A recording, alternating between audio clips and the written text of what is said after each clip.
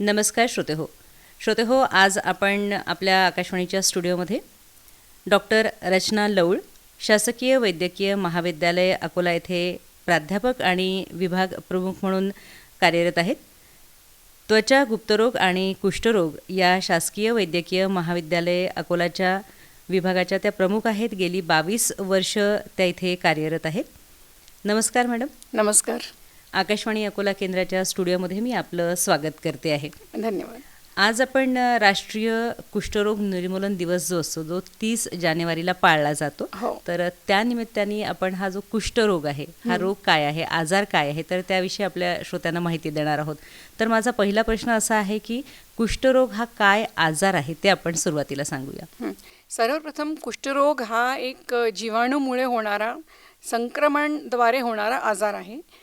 त्या जीवाणूचे नाव आहे Mycobacterium leprae आणि हा जो जीवाणू आहे हा वाऱ्याद्वारे पसरतो किंवा आपण असं म्हणू शकतो की शिंका किंवा मग नाकातून जे आपलं स्राव निघतात त्याद्वारे तो पसरतो आणि वातावरणाद्वारे आपल्याला त्याचं संक्रमण होऊ शकते. म्हणजे अगदी सोप्या भाषेत आपण सांगितलं आहे की एकापासून दुसऱ्याला हा आजार होऊ शकतो. निश्चित. काय कारणं असतात या कुष्ठरोगामागे? एक तर हा खूप हळू संक्रमण होणारा आजार आहे. म्हणजे हा लगेच होत नाही. जसं समजा एखाद्या व्यक्तीला त्याचं संक्रमण झालेलं आहे तर सर्वप्रथम हे जे जीवाणू आहेत हे नाकाद्वारे शरीरामध्ये प्रवेश करतात आणि मग ते आपल्या त्वचेमध्ये किंवा आपल्या नसांमध्ये जाऊन ते अनेक वर्ष सुप्त अवस्थेमध्ये राहू शकतात. मग बऱ्याचदा 5 वर्ष 10 वर्ष त्यानंतर त्याची लक्षणं थोडीफार दिसायला सुरुवात होते. तर अतिशय हळू प्रकारानं वाढणारा किंवा अतिशय हळू प्रकारे पसरणारा आजार आहे. असा लगेच तो, जसं कोरोना कसा लगेच लोकांना व्हायचा त्याप्रमाणे हा होत नाही. आणि आणखीन एक अशी गोष्ट आहे की असं बघण्यात येतं की ज्या व्यक्तीला कुष्ठरोग आहे बऱ्याचदा त्यांच्या मुलांना किंवा त्यांच्या सोबत जे लोक राहतात त्यांना हा आजार दिसतो, तो पण बऱ्याच वर्षानंतर. तर ते सतत त्यांच्या संपर्कात कंटिन्यू असल्यामुळं तो आजार त्यांना होतो. पण शेवटी आपली रोगप्रतिकार शक्ती आणि हा विषाणू ह्याचंच जे हे असतं म्हणजे त्याच्यामधलं जे इंटरॅक्शन आहे त्याच्यावर ते आधारित आहे. म्हणजे प्रत्येकालाच होईल असं नाही आहे. प्रत्येक व्यक्तीला तो आजार अगदी म्हणजे असं नाही, आपण म्हणू शकत नाही की तो प्रत्येकाला होऊ शकतो म्हणून. काही लोक असे आहे की जे इम्यून असतात, जरी ते कुष्ठरोगीच्या आजूबाजूला असले तरी पण त्यांना तो आजार असा होत नसतो. म्हणजे आपण कोरोना काळामध्ये पण पाहिलं की आपली जी रोगप्रतिकार शक्ती आहे ती चांगली असेल तर तुम्ही कुठल्याही आजाराला सामोरे जाऊ शकता, त्याच्यावरती मात करू शकता. तसंच श्रोते हो, कुष्ठरोग जेव्हा आपल्याला मॅडम सांगतायत की संसर्गजन्य आजार आहे, एकापासून दुसऱ्याला होऊ शकतो, पण तो इतका कासवाच्या गतीने चालणारा आहे की तो तुम्ही त्या व्यक्तीच्या संपर्कात असाल आणि तुम्हाला काही दिवस काही झालं नाहीये तर असं समजू नका की त्याचे विषाणू किटाणू जे काय तुमच्या शरीरात गेलेले नाहीयेत. भरपूर वर्षानंतर जेव्हा एखाद्या वेळेला तुमची प्रतिकारशक्ती कमी झाली तर तो रोग कदाचित उमळून येऊ शकतो. तेव्हा काळजी घेणं अत्यंत आवश्यक असं आहेच.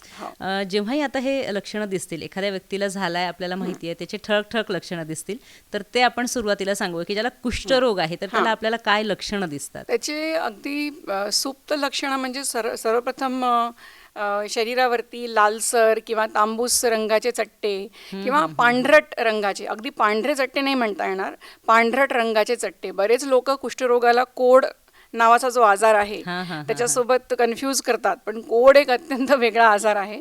कुष्ठरोग म्हणजे कोड नव्हे. कुष्ठरोगामध्ये जंतूंमुळे होणारा असतो. कोड हा एक वेगळा प्रकारचा आजार आहे. तर काही आपल्याला तांबूस लालसर चट्टे दिसतात आणि हे जे चट्टे आहे हे अतिशय म्हणजे बधीर सारखे असतात. म्हणजे ते दुखत नाही, खाजवत नाही, त्याचे कोणतेच लक्षणं असे नसतात. तर बऱ्याचदा लोक त्याला दुर्लक्ष करतात की हे काहीतरी असेल आणि याला काही दाखवण्याची गरज नाही. एखादी दुखणारी गोष्ट तर आपण दुर्लक्षित करतो, पण जे दुखतच नाहीये म्हटलं त्याच्यावर लोक जास्त लक्ष देत नाही. त्यांना वाटतं की काहीतरी झालं असावं, पण खरं हे असे हळूहळू मग जर आपण त्याला दुर्लक्षित केलं तर मग त्या आजाराचा प्रभाव शरीरामध्ये वाढत जातो. एकाचे 2, 2चे 4 असे कधी कधी 15, 20, 25 चट्टे पण शरीरामध्ये निर्माण होतात. आणि जर जे जीवाणू आहे जर त्यांनी नसांवर संक्रमण केलं असेल तर मग बऱ्याचदा रुग्णांना हातापायाला मुंग्या येणं, हातपाय बधीर पडणे, किंवा कधी चालता चालता चप्पल निघून गेली तरी त्यांना कळत नाही की आपली ती चप्पल बधिरता निघून आलेली गेली, असते. आणि ते चालत जातात समोर समोर आणि चप्पल मागे राहते, असंही बऱ्याचदा होतं. तर हा बधीरपणा त्यांच्या हातापायाला येत असतो, हे त्याचं एक लक्षण आहे. आणि म्हणजे ज्याला कुष्ठरोग झालाय आपल्याला दिसतंय की सरळ सरळ चट्टे दिसणार आहेत. हो. आणि शरीराच्या कुठल्या भागावर हे चट्टे उमटतील? शरीराच्या जास्त करून हाताला, पायाला, हातांवर, पायांवर आणि पाठीवर, कधी कधी चेहऱ्यावर सुद्धा दिसतात. म्हणजे पाठीवर उमटणारे चट्टे तुम्हाला कदाचित दिसणार नाहीत आणि दुर्लक्ष होईल, परंतु हातावर आणि पायावर तुम्ही सहज बघू शकता. आणि त्याकडे थोडंसं लक्ष दिलं तर सुरुवात असेल तर आपण पटकन उपचार घेऊन त्याला बरं पण करू अगदी, शकतो. अगदी. आणि आता आपला विषय निघाला होताच की कोड जे आहे तर तो एकदम वेगळा प्रकार आहे, पण त्याला बरेचदा कुष्ठरोग समजला जातं किंवा चट्टा दिसला म्हणजे मग आता कोड आहे. मग आता यातला आपण विषय निघालाच आहे तर फरक स्पष्ट करून सांगूया ना. हे बघा, कोड जो आहे त्याच्यामध्ये जे आपल्या आपला जो त्वचेचा रंग असतो, तो रंग बनवणाऱ्या ग्रंथी असतात, ज्याला मेलॅनोसाइट्स म्हणतात. तर मेलॅनोसाइट्स एक प्रकारचं हॉर्मोन तयार करतं, मेलॅनिन. आणि या मेलॅनिनमुळे आपल्या त्वचेचा जो रंग आपल्याला मिळत असतो तो त्यामुळे असतो. बऱ्याचदा काय होतं की हे जे मेलॅनोसाइट आहे, हा ग्रंथी, हे जे म्हणजे हा सेल आहे, हा मेलॅनिन बनवणं बंद करून टाकतं. आणि त्यामुळे मग ते तिकडची जी त्वचा आहे तिकडे रंग बनत नसतो. तर तो भाग कम्प्लीट पांढरट, अगदी पांढरा फटक ज्याला म्हणू शकतो आपण, चिनी मातीसारखा पांढरा असा दिसतो. आणि तो आजार एक वेगळा आजार आहे, तो रक्तामध्ये असणारा किंवा मग इम्युनॉलॉजिकल आजार त्याच्यामध्ये मोडतो. पण कुष्ठरोगामध्ये असं होत नाही, इतके पांढरे, एकदम पांढरे फटक चट्टे नसतात. थोडेफार असे लाईट कलरचे म्हणा, असे तांबूस अशा प्रकारचे चट्टे असतात. आणि थोडे चमकणारे असे चट्टे, कारण तिकडे घाम येत नाही. कुष्ठरोगाच्या चट्ट्यांवर घाम नसतो. कोड जे आहे त्याच्यावर बधीरपणा वगैरे असा काही प्रकार नसतो, ते फक्त केवळ रंग बदलतो. पण कुष्ठरोगामध्ये त्वचा आणि त्याच्या खालचा जी परत आहे त्याच्यामध्ये पण बदलाव असतो. त्यामुळे कुष्ठरोगाच्या चट्ट्यांवर घाम येत नसतो, ते असे कोरडे असतात. कधी कधी त्याच्यावर साल पण येते आणि असं ड्राय सारखे होतात ते. तर हा फरक असतो त्याच्यामध्ये. म्हणजे महत्वाचं लक्षण आहे की कुष्ठरोगाचा चट्टा असेल तो तांबूस किंवा लालसर असेल, आणि जर कोडाचा असेल तर तो पूर्णतः पांढरा असेल. कुष्ठरोगामध्ये तुम्हाला अजिबात दुखणार नाहीये, ते बधीर जाणवणार आहे, त्याला घाम येणार नाहीये, चिमटा घेतला तरी कळत नाही, तुम्ही टाचणीनं रुतलं तरी रुतत नाही असं. पण कोडामध्ये असं काही नाहीये, त्याच्यात आपली जी संवेदना आहे ती चांगलीच असते. हे ठळक ठळक फरक आपण जर लक्षात ठेवले तर कुठलाही रोग असेल तर आपल्याला ओळखायला पटकन सोपा जातो. आणि श्रोते हो, सगळ्यात महत्त्वाचं आपल्याला एवढी लक्षणं एवढं सगळं नाही लक्षात येत असेल तरी पण, कारण एखाद्या वेळेला होतं असं की आपण चिमटा घेतल्यावर मला समजतच नाही, मला जाणवतं की नाही, कारण आपण टेन्शनमध्ये असतो. तर अशा वेळेला डॉक्टर असतात, आपण त्यांच्याकडे जाऊ शकतो आणि निदान करून घेऊ शकतो. त्यामुळे अजिबात घाबरण्याची गरज नसते. आणि थोडंसं आपण जेव्हा हे सगळे जनजागृतीचे दिवस असतात तर त्या अनुषंगाने सगळ्या आजारांची माहिती करून घेतली असेल तर आपल्याला ती इतरांना देणं आणि जागृती करणं पण सोपं होतं. आपण कारणं पण बघितली, लक्षणं पण बघितली. एक प्रश्न माझ्या मनात असा आहे की तुम्ही सांगितलं की आसपास जी लोक असतात तर त्यांना पण संक्रमण होऊ शकतं, संसर्गजन्य होऊ शकतो आणि ते बरेच वर्षानंतर दिसू शकतं. पण मग आपण कसं ओळखायचं की या व्यक्तीला संसर्ग झाला आहे आणि म्हणून याला कोड काही वर्षानंतर किंवा उतारवयात उमटलाय, किंवा ती अनुवंशिकता आहे? अनुवंशिकता आपण असते का, हाही एक प्रश्न आहे. नाही, अनुवंशिकता नाही आहे. अनुवंशिकता हा म्हणजे पूर्णपणे खोटी गोष्ट आहे. कारण हे जीवाणू आहे ना, हे सिद्ध झालेलं आहे की हे जीवाणूंमुळे होतं. फक्त हे इतके हळू, स्लो असतात की त्यामुळे असं वाटतं की एका पिढीपासून ते दुसऱ्या पिढीत गेलेलं आहे. अगदी 15-15, 20-20 वर्षांचा फरक असतो 2 जणांच्या संक्रमणात.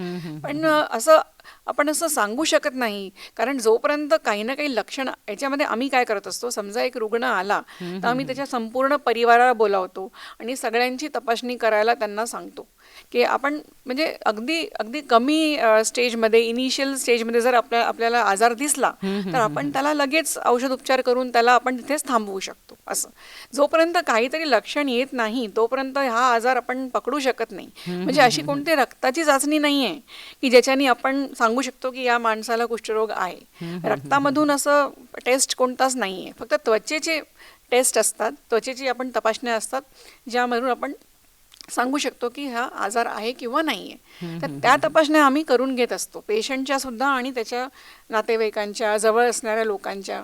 त्या तपासण्यांपासून आपण निश्चितच एक अंदाज बांधू शकतो. तुम्ही सांगितलंच की एका व्यक्तीपासून दुसऱ्या व्यक्तीच्या याच्यामध्ये आपल्याला चांगलं 15-20 वर्षांचं अंतर हो. सापडू हो, शकतं. हो. पण तरीही आपण एक वयोगट सांगू शकतो का की कुठल्या वयोगटातल्या लोकांना आपल्याला कुष्ठरोग झालेला आढळून येतो? हो, साधारणतः आम्हाला एक तर अगदी लहान मुलांमध्ये फार क्वचित, नाहीच्या बरोबर आहे. 10 वर्षापासून ते 14 वर्षाच्या या वयोगटामध्ये हा आजार दिसतो बऱ्याचदा. आणि मोठ्यांमध्ये तो 30-35 ते 50 या वयात, म्हणजे मिडल एज ज्याला म्हणतो, या 2 वयोगटांमध्ये जास्त करून हा आजार आढळून येतो. तरुण वयांमध्ये पण कमी, म्हणजे तरुणांमध्ये इतका नाही दिसत, कधी कधी दिसतो. तुम्ही सांगितलंच की जर तुमची रोगप्रतिकार हो, शक्ती कमी झाली हो, तर नक्कीच तुम्ही कुठल्याही आजाराला बळी पडू शकता. आपण कारणं लक्षणं सगळी बघितलीत, आजार काय आहे हे समजून घेतलं. पण आता महत्त्वाचा प्रश्न हा आहे की या आजारावरती काय काय उपचार आहेत? हा एक संपूर्ण सर्वप्रथम लक्षात ठेवण्यासारखं असं आहे की हा पूर्णपणे बरा होणारा आजार आहे. याच्यासाठी MDT नावाची थेरपी, जी जागतिक आरोग्य संस्था WHO ह्यांनी प्रमाणित केलेली आहे. तर ती सर्व शासकीय रुग्णालयांमध्ये, सर्व प्राथमिक आरोग्य केंद्रांमध्ये मोफत उपलब्ध असते. आणि ती MDT थेरपी जी असते त्याच्यामध्ये 3-4 प्रकारच्या गोळ्या असतात. तर ही पूर्ण 1 वर्षाचा कोर्स आहे. म्हणजे साधारण त्या कोणाही रुग्णाला 1 वर्ष तर घ्यावंच लागतं औषध. आणि जर गरज पडली आणि आम्हाला जर वाटलं की अजून याचा आजार बसलेला नाही आहे, तर आम्ही त्याला अजूनही काही दिवस तो उपचार आम्ही सुरू ठेवतो. 1 वर्ष, 2 वर्ष, कधी कधी काही रुग्णांना 2 किंवा 3 वर्ष पण लागतात पूर्ण बरं होण्यासाठी. थोडा कालावधी लागू शकतो. पण आपण तेवढा संयम ठेवला पाहिजे. हो हो, त्याला अतिशय संयम लागतो. सर्वप्रथम मानसिक धैर्य लागतं. कारण जेव्हा पेशंट किंवा रुग्णाला माहिती पडते की मला कुष्ठरोग आहे, त्याच्यापेक्षा त्याचे नातेवाईक जास्त घाबरून जातात आणि ते त्याचा थोडासा म्हणजे बहिष्कार करायला लागतात किंवा त्याला दूर ठेवायला लागतात. तर हे जरुरी आहे की त्यांना इतक्या पटकन संक्रमण होत नाही. एक महत्त्वपूर्ण गोष्ट अशी आहे की कोणताही रुग्ण जेव्हा तो MDT सुरू करतो, तर त्याच्या एक 3 महिन्याच्या कालावधीमध्ये, म्हणजे 3 महिने जर त्यांनी MDT घेतली, तर त्याच्या शरीरातले 90% जे जंतू आहे ते नष्ट होतात आणि तो नॉन इन्फेक्शियस असतो. म्हणजे त्याच्यापासून दुसऱ्यांना संक्रमण होण्याची शक्यता निल होऊन जाते. तर औषध घेणं त्यासाठी महत्वाचं आहे, फक्त स्वतःसाठी नाही, पण आपल्या अवतीभोवती नातेवाईक यांना सुद्धा वाचवण्यासाठी सुद्धा लोकांनी औषधं घेतली पाहिजे. नक्कीच नक्कीच. आणि आपण हे सांगूया, आता मानसिकता निघालीच आहे समाजाची, तर काय आपण कुठल्या पद्धतीने या रुग्णांना बघितलं पाहिजे? किंवा एक भीती आपल्याही मनात असते ना की याच्यामुळे मलाही संसर्ग होईल, तर ही सगळी भीती कशी काढून टाकावी? हे बघा, हे कसं होतं की आधीच्या काळामध्ये या आजाराबद्दल जागरूकता अजिबात नव्हती.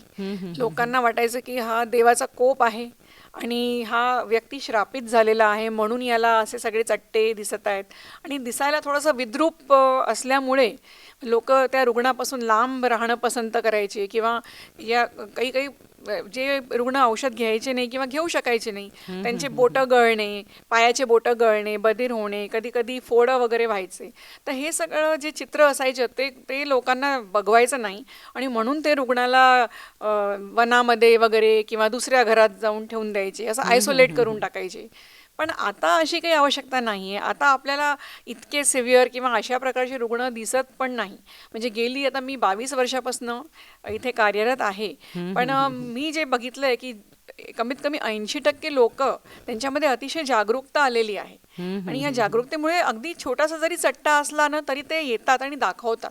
तर ही खूप चांगली बाब आहे. म्हणजे अगदी लहान मुलांमध्ये असो का मोठ्यांमध्ये, अगदी छोटा पांढरट काहीही दिसत आहे ते लगेच आमच्याकडे येतात की मॅडम हे कसला चट्टा आहे, तुम्ही चेक करा, तुम्ही बघा. फक्त ही जी गोष्ट आहे ही अजून जे आपलं रुरल एरिया आहे किंवा जे ग्राम आहे तिथपर्यंत पोहोचणं अजून गरजेचं आहे. त्यासाठी कुष्ठरोग विभाग जो आहे त्यांनी एक मोहीम राबवलेली आहे. गेल्या 3 महिन्यापासून ती मोहीम सुरू आहे. ते घरोघरी सर्वेक्षण करत आहे. प्रत्येकाच्या घरी जाऊन प्रत्येक व्यक्तीचं एक तपासणी, एक नॉर्मल वरच्यावर एक तपासणी करत आहेत. आणि जर त्यांना कोणी रुग्ण आढळला तर ते आमच्याकडे त्यांना रेफर करत आहेत चेक करण्यासाठी. तर त्यांच्याकडनं त्यांचे भरपूर प्रयत्न हे सुरू आहेत. निश्चितच आपण पाहतो की काही भागांपर्यंत, काही घटकांपर्यंत अजून ही जागृती झालेली नसेल आणि तिथे जर एखादा कुष्ठरोगी आहे किंवा पाठीवर चट्टा उमटला, आपण काय रोज बघत नाही वगैरे आणि लक्षात नाही आलं, अशा व्यक्तीला कुष्ठरोग वगैरे होतो आहे, तर आपण याचं गांभीर्य सांगूया की कुठपर्यंत गंभीर स्वरूपाचा आजार होऊ शकतो. हे पहा, या आजारामध्ये सुरुवातीला जसे केवळ चट्टे येतात आणि ते दिसतात, फक्त त्रास काही होत नाही. पण जर एखाद्या रुग्णानं इलाज केला नाही किंवा काही औषध उपचार घेतला नाही, तर मग त्याचे हातपाय बधीर पडू शकतात. त्या बधीरपणामुळे तो जे काही काम करतो त्या कामाद्वारे त्याचे हाताबोटाला इजा होऊ शकते. बऱ्याचदा बोटं गळून पडतात. त्यानंतर जे नसा असतात त्या नसांमध्ये पण जंतूंचं संक्रमण होते. तर नसांमुळे स्नायू अशक्त होतात. म्हणजे व्यक्तीला आपले जे रोजची कामं आहेत ती तो करू शकत नाही. जसं बटन लावणे किंवा सुई धाग्यानं विणकाम करणे, शिवण करणे किंवा अगदी साधं सोपं एखादं वजन, एखादी थैली उचलणे, हे पण त्याला अवघड जाते. बऱ्याचदा म्हणजे थोडंसं असं जे आपण म्हणतो पॅरालिसिस सारखे लक्षण, एक हात किंवा एक पाय तो असं अधू होऊन जातो. तर ते लकव्यासारखे लक्षणं कधी कधी पेशंटमध्ये दिसतात. त्यामुळे मग हे असं काही झालं तर मग त्याचं आयुष्यसुद्धा प्रभावित होऊन जातं. आणि बऱ्याचदा लोक अशा रुग्णांना कामावर ठेवत नाही, त्यांना नोकरी मिळण्यात सुद्धा अडचणी येतात. म्हणजे हे सगळं त्यांचं कंप्लीट आयुष्य प्रभावात येतं. त्यासाठी मग तो आजार लवकरात लवकर बरा करणं गरजेचं असते. अगदी तुम्हाला शर्टाचं बटन लावता येणार नाही आहे किंवा तुम्हाला वस्तू उचलता येणार नाही आहे, अशा वेळेला जे परावलंबित्व येणार आहे किंवा तुम्ही सांगितलं की हाताची बोटं तुमची थोडी हे होतील, तर याच्यामुळे जो येणारा विद्रूपपणा आहे, तर त्यामुळे तुम्हाला स्वतःला किंवा मग कुटुंबियांना सगळ्यांना त्रास होणार असतो. आणि त्यामुळे पण एखाद्या वेळेला होतं असं की आपल्याला समोरच्याला ते खराब वाटतं आणि समोरच्याची एवढी चूक नसते खरं तर, पण इतकी आपण ती वेळ येऊ देऊ नये. आता सगळे उपचार उपलब्ध आहेत आणि आपल्याला हा आजार पूर्णपणे बरा होतो असं पण आश्वासन आपल्याला डॉक्टरांनी दिलं आहे. तर त्यानुसार आपण नक्कीच डॉक्टरांपर्यंत पोहोचून काय आहे काय नाही याची खातरजमा करून आपण जर उपचार घेतला तर निश्चित चांगल्या दिशेने पावलं आपण उचलू शकतो. डॉक्टर, आपण आणखीन काय सांगू? मी जास्त करून एक सांगायला इच्छित आहे की जे स्त्रिया आहेत, सहसा स्त्रिया ज्या आहेत त्या स्वतःला दुर्लक्षित करत असतात. आणि ग्रामीण भागातल्या स्त्रियांना जे जागरूकता थोडी कमी असते किंवा त्यांच्यापर्यंत बऱ्याचदा माध्यमं पोहोचत नाही किंवा त्या अशिक्षित असल्यामुळे काही वाचन करत नाही, तर त्या बऱ्याचशा लक्षणांना दुर्लक्षित करतात. आणि बऱ्याचदा आमच्याकडे एखादी अशी स्त्री येते की जिचे पूर्ण बोटं गळालेले असतात, तर ती यासाठी येते की माझ्या घरचे लोक मला म्हणत आहे की तू स्वयंपाक नको करू, तुझ्या बोटांमधून असं फोडं होऊन राहिले. म्हणजे या कारणासाठी ते दाखवतात. त्यांना हे नाही कळत की हा आजार आहे. तर माझं असं म्हणणं आहे की त्या स्त्रियांनी स्वतःकडे दुर्लक्ष करू नये. म्हणजे तुम्ही पहिले स्वतःकडे बघा की आपल्याला काही अशी लक्षणं दिसत आहे का, आणि लगेच आपल्या जवळच्या केंद्राकडे तरी माणसांनी जाऊन, किमान प्राथमिक आरोग्य केंद्रातले कोणी जे डॉक्टर असतील त्यांच्याकडे प्रथम जाऊन दाखवायचं. जर तिकडं तुम्हाला समाधान नाही झालं तर तुम्ही जिल्हा रुग्णालयामध्ये येऊ शकता, पण स्वतःला दुर्लक्षित नका करू. आणि तुमच्यामुळे कसं तुमचाही आजार वाढतो, तुमच्यामुळे तुम्ही तुमच्या अवतीभोवती आपल्या मुलांना पण पुढे जाऊन आजारी करू शकता. असे अनेक उदाहरणं मी बघितले आहेत की आयांमध्ये आजार असतो, त्या स्वतःला दुर्लक्षित करतात, त्यांना आजार बऱ्याच वर्षांनी समजतो, मग त्या येऊन ट्रीटमेंट घेतात आणि जोपर्यंत त्या बऱ्या होत न होत मग आपल्याला असं दिसतं की त्यांच्या मुलाला पण आजार निघतो. म्हणजे त्यांच्या अगदी जवळ लहान मुलं असतात किंवा त्यांचा मुलगा किंवा मुलगी असते, म्हणजे आईमुळे मुलांना आजार होण्याचं प्रमाण खूपदा बघण्यात आलेला आहे. तर हा जो प्रकार आहे, त्यामुळे मग मी स्त्रियांना विनवणी करेन की त्यांनी स्वतःवर दुर्लक्ष करू नये. असं म्हणजे अशिक्षितपणापेक्षा पण जास्त होतं असं की खूप तुम्ही कामात गुंतून घेतलेलं असल्यामुळे पण स्वतःच्या आरोग्याकडे, सगळ्याच गोष्टींकडे एकूण स्त्रीचं दुर्लक्ष होतं आणि आईपासून ती कुटुंबाची मेन असल्यामुळे हा आजार इतरांना पसरणारा असतो. स्त्रियांना चेहऱ्यावरचे काळे चट्ट्यांची चिंता जास्त असते, पण अंगावर एखादा पांढरट चट्टा असता त्याच्याकडे सपशेल दुर्लक्ष करतात. तर असं करू नका. खरं तर दुर्दैवी बाब आहे ही. नक्कीच कुठल्याही शरीराच्या भागावरती कुठलाही चट्टा जर उमटला तर आपण थोडंसं काळजी घेतली पाहिजे, काळजी केली पाहिजे. मला हे विचारायचं होतं की हे तर आपण सांगितलं की कुष्ठरोगामुळे काय गंभीर स्वरूपाचा हा आजार होऊ शकतो, पण या कुष्ठरोगामुळे आणखीन कुठल्या अवयवांवरती परिणाम होऊ शकतो? हो, कुष्ठरोगांमुळे डोळ्यावर परिणाम होतो. बऱ्याचदा आंधळेपणा येतो. त्यानंतर कॉर्नियल अल्सर वगैरे, म्हणजे डोळ्यामध्ये जखम होणे, अंधुक दिसणे वगैरे. सर्वात जास्त म्हणजे जो महत्त्वाचा जे अवयव आहे तो आहे डोळा. तर डोळ्यावर खूप जास्त परिणाम कुष्ठरोगाचा बघण्यात आलेला आहे. त्यानंतर हाडांवर, आपल्या स्नायूंवर होतो. बऱ्याच रुग्णांना हाडांच्या आत जखम होते, म्हणजे पायामध्ये जखमा होतात, त्यांना एखादा फोड किंवा एखादा असं जखम होते आणि ती जखम त्यांची बरेच दिवस बसत नाही. सतत त्या जखमेतून पाणी निघणं, कधी वारंवार ती जखम पिकत जाते आणि मग त्याच्याद्वारे त्यांना परत मग दुसऱ्या जंतूंचं संक्रमण होतो.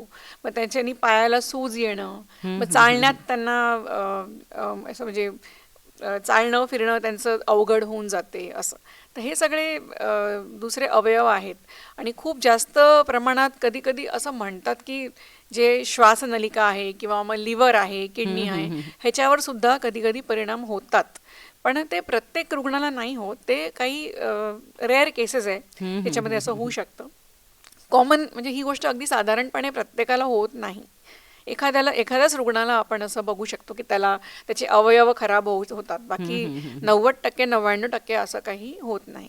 म्हणजे एखाद्या आजाराने गंभीर स्वरूप जेव्हा धारण केलं तर मग अजून काय गुंतागुंत काही निर्माण होऊ होईल शकते, हे हो. आपण सांगू शकत नाही. नाही, बरोबर. पण डोळ्यांवरती परिणाम मात्र होतो. हाही एक महत्वाचा भाग आहे की तो लक्षात ठेवावा की आपल्याला कुष्ठरोग झालाय किंवा एक चट्टा दिसला तर तो काय स्वरूप धारण करणार आहे. तर वेळीच आपण थोडंसं जागरूक जर असलं, भरपूर कार्यक्रम आपण ऐकतो, भरपूर आपण माहिती वाचतो, तर ही सगळे नुसतं माहिती वाचून सोडून द्यायची नाहीये, तर थोडी ती लक्षात ठेवायची आणि थोडंसं सतर्क राहायला हवं प्रत्येकाने. अगदी. काय सांगाल? मी सर्व श्रोतांना हे सांगू इच्छित आहे की तुम्ही स्वतःबद्दल अवेअर राहा. तुम्ही स्वतःची चाचणी करा, कारण सर्वप्रथम तुम्हाला आपल्या त्वचेची चाचणी तुम्ही करू शकता, बघू शकता. ज्याप्रमाणे जसं आजकाल हे ब्रेस्ट कॅन्सरचं जे अवेअरनेस आहे त्याच्यामध्ये लोकांनी म्हणजे डॉक्टरांनी बऱ्याचदा असे कार्यक्रम घेतलेले आहेत आणि स्त्रियांना त्यांनी शिकवलेलं पण आहे की तुम्ही कशा प्रकारे स्वतःचं एक चेकअप करू शकता. काही गाठ, तर बऱ्याचदा स्त्रियांना गाठ आढळली की लगेच ते येऊन दाखवतात. तर तो अवेअरनेस जो आहे तो या आजाराबद्दल पण आला पाहिजे. तुम्ही आपल्या त्वचेचा रोज एकदा त्याचं बरोबर त्याची हे करा, चाचपणी करा, कुठे काही चट्टा दिसतो का, कुठे काही किंवा पाठीवर काही आहे का असं. आणि जर तुम्हाला थोडी जरी शंका आली तर तुम्ही लगेच जाऊन दाखवा. किंवा तुमच्या अवतीभोवती जर कोणाला असे लक्षणं असले तर त्याला पण सांगा की तुम्ही दुर्लक्ष करू नका. किंवा कधी कधी घरातील जे वयोवृद्ध माणसं आहेत ती बऱ्याचदा त्यांच्याकडे कोणी लक्ष देत नसतं, कारण सगळे लोक आपापल्या व्यापामध्ये असतात. तर ती लोक बऱ्याचदा त्यांना कुष्ठरोग असतो आणि लक्षणं नसल्यामुळे ते पण त्याला दुर्लक्षित करतात. तर ते पण एक सोर्स ऑफ इन्फेक्शन आहेत. म्हणजे आमच्याकडे असे पण रुग्ण आलेले आहेत की ज्यांना आजोबा किंवा आजीला आजार असतो आणि मग तो नातवाला होतो आणि तो नातू दाखवायला आला की मग कळतं की नाही माझ्या आजीला किंवा आजोबांना चट्टे होते. म्हणजे त्याच्यावरनं समजतं की त्यांनी उपचार घेतलेला नसतो आणि त्यांच्यामुळे मग ते त्यांच्याच परिवाराच्या लोकांना पसरवत आहेत असं. तर हे महत्वाची बाब आहे. किंवा तुम्ही ज्या ठिकाणी ज्या कामाच्या ठिकाणी तुम्ही आहे, जिकडे तुम्ही खूप कर्मचाऱ्यांच्या संपर्कात आहे, हा आजार सहसा अशा लोकांमध्ये जास्त होतो जे खूप जनसंपर्कात असतात, खूप वेगवेगळ्या प्रकारच्या लोकांना भेटतात, त्यांच्याशी बोलतात. तर त्यामुळे तुम्ही जिथे काम करता तिथे ज्या समजा कर्मचारी वर्ग आहे त्यांच्यामध्ये काही आजार आहे का, हे याच्याबद्दल तुम्हाला जागरूकता असणं गरजेचं आहे. तुम्ही जर तुमच्याकडे शेत आहे, तुमच्याकडे शेत मजुरं आहेत, त्यांच्यामध्ये कोणामध्ये काही संक्रमण आहे का, कारण तुम्ही रोज म्हणजे तुम्ही त्यांना भेटता, त्यांच्याशी बोलता, पण तुम्हाला माहित नाही की त्यांना काही आजार आहे आणि ते तर अनअवेअर आहे टोटली, त्यांच्यापासून सुद्धा तुम्हाला संक्रमण होऊ शकतो.